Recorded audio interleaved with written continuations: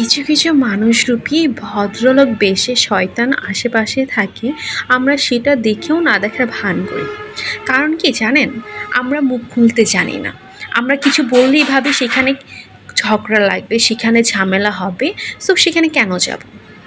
তো আমি আজকে ঢাকা থেকে বাসে করে আমার বাসার উদ্দেশ্যে আসতেছিলাম। তো আমার পাশের সিটে একটা মুরব্বি লোক বসেছিল।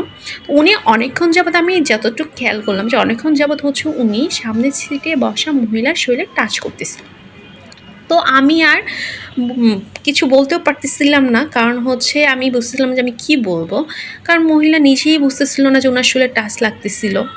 দেন আমি ভিডিওটা করে নিলাম। ১ম থেকে ভিডিওটা শেষ অবধি দেখবেন যে আসলে সত্যিই লোকটা কিন্তু টাচ করতেছিল। ধীরে, ধীরে টাচ করতেছিল। তো কোন দেশে যে আমরা বসবাস করি আমি বুঝতেছি না।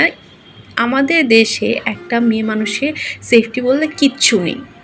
তো আমি ভিডিওটা করার এটাই উদ্দেশ্য যে এরকম মানুষ দেখলে অবশ্যই প্রতিবাদ করা উচিত।